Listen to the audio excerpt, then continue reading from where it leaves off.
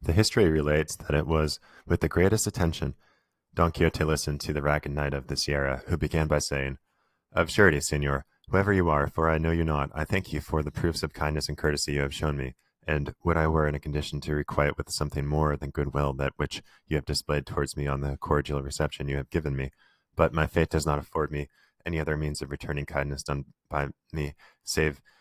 a hearty desire to repay them. Mine, replied Don Quixote, is to be of service to you, so much so that I have resolved not to quit these mountains until I had found you, and learned of you whether there is any kind of relief to be found for that sorrow under which the strangeness of your life you seem to labor, and to search for you with all possible diligence, if search had been necessary.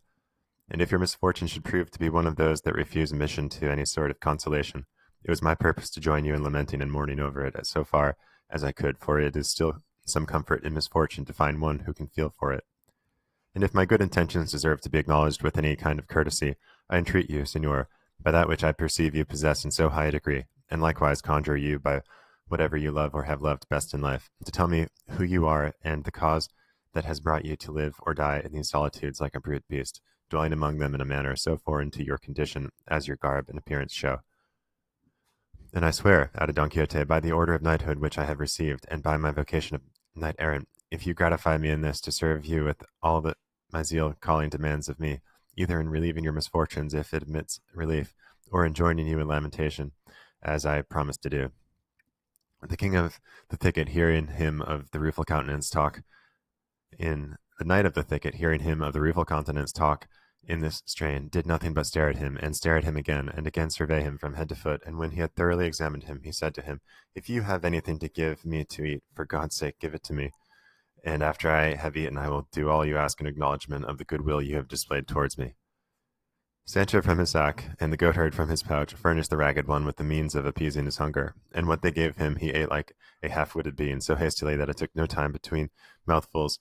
gorging rather than swallowing, and while he ate neither he nor they who observed him uttered a word.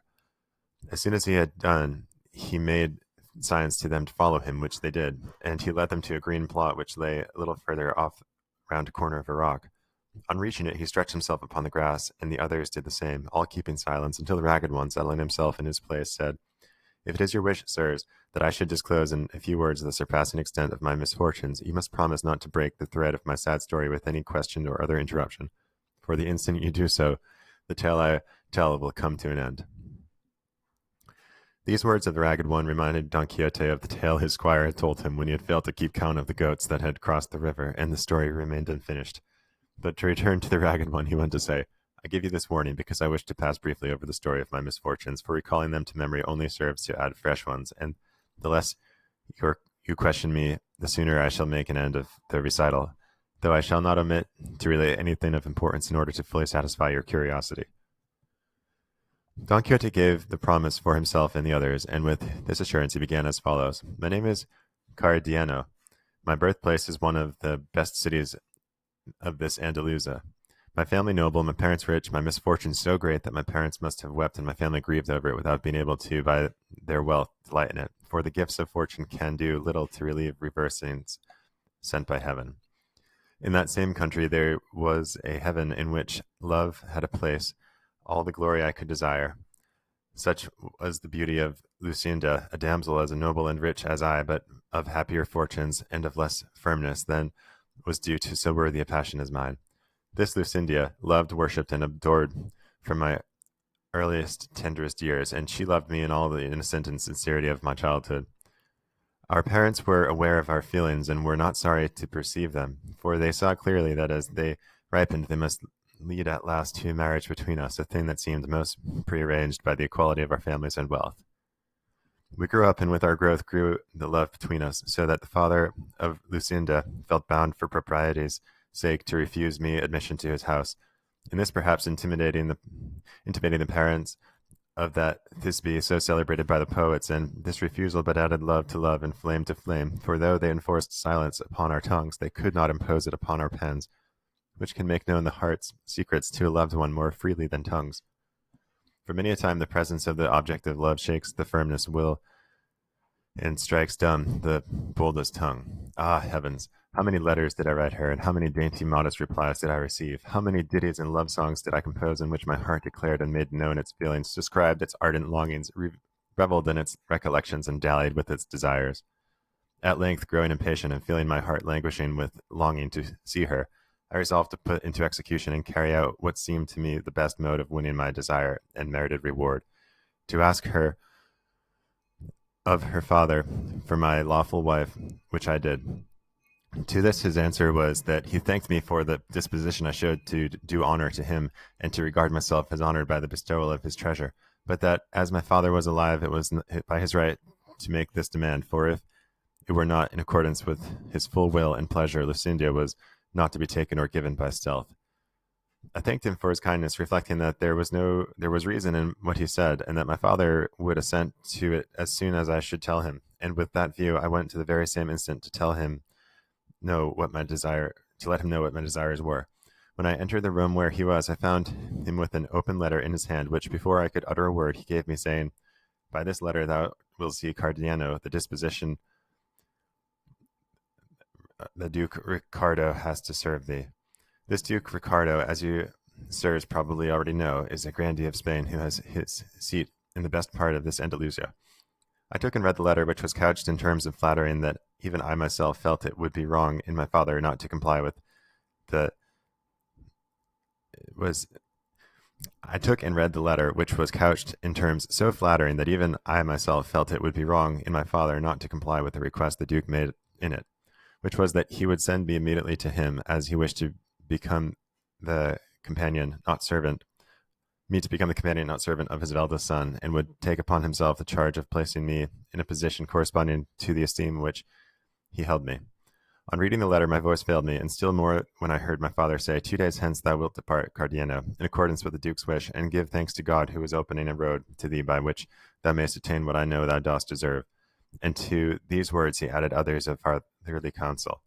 The time for my departure arrived. I spoke one night to Lucinda. I told her all that had occurred, as I did also to her father, entreating him to allow some delay, and to defer the disposal of her hand until I should see what the Duke Ricardo sought of me. He gave me the promise, and she confirmed it with vows and swoonings unnumbered.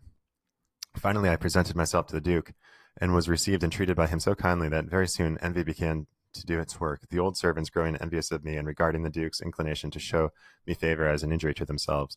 But the one to whom my arrival gave the greatest displeasure was the Duke's second son, Fernando, by name, a gallant youth of noble, generous, and amorous disposition, who very soon made so intimate a friend of me that it was remarked by everybody. For though the elder was attached to me and showed me kindness, he did not carry his affectionate treatment to the same length as Don Fernando. It so happened then, as between friends no secret remains unshared, and as to the favor I enjoyed with Don Fernando had grown into friendship, he made all his thoughts known to me, and in particular a love affair which troubled his mind a little. He was deeply in love with a peasant girl, a vassal of his father's, the daughter of wealthy parents, and herself so beautiful, modest, discreet, and virtuous that no one who knew her was able to decide in which of these respects she was the most highly gifted or most excelled. The attractions of the fair peasant raised the passion of Don Fernando to such a point that, in order to gain his object and overcome her virtuous resolutions, he determined to pledge his word to her to become her husband, for to attempt it in any other way was to attempt an impossibility. Bound to him as I was by friendship, I strove by the best arguments and the most forcible examples I could think of to restrain and dissuade him from such a course, but perceiving I produced no effect, I resolved to make the Duke Ricardo, his father, acquainted with the matter. But Don Fernando, being a sharp-witted and shrewd, apprehended this, and perceiving by my duty as a good servant I was bound not to keep concealed a thing so much opposed to the honor of my lord the Duke, and so, to mislead and deceive me, he told me he could find no better way of effacing from his mind the beauty that so enslaved him than by absenting himself for some months, and that he wished the absence to be effected by our going, both of us, to my father's house under the pretense which he would make to the Duke of going to see and buy some fine horses that there were in my city, which produces the best in the world. When I heard him say so, even if his resolution had not been so good a one, I should have hailed it as one of the happiest that could be imagined, prompted by my affection, seeing what a favorable chance and opportunity it offered me of returning to see my Lucinda. With this thought and the wish, I commended his idea and encouraged his design, advising him to put it into execution as quickly as possible, as, in truth, absence produced its effect in spite of the most deeply rooted feelings. But as afterward appeared, when he said this to me, he had already enjoyed the peasant girl under the title of husband,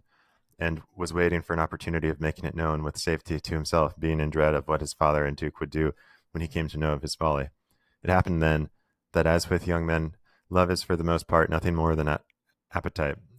which, as its final object is enjoyment, comes to an end on obtaining it, and that which seemed to be love takes to flight, as it cannot pass the limit fixed by nature, which fixes no limit to true love.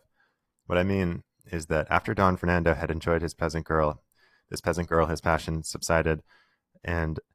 his eagerness cooled, and if at first he feigned to wish to absent himself in order to cure his love, he was now in reality anxious to avoid keeping his promise.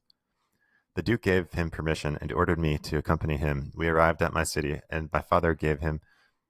the reception due to his rank. I saw Lucinda without delay, and though it had not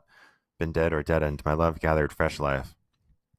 To my sorrow, I told the story of it to Don Fernando, for I thought that in virtue of the great friendship he bore me, I was bound to conceal nothing from him. I extolled her beauty, her gaiety, her wit, so warmly that my praises excited him in such a desire to see a damsel adorned by such attractions.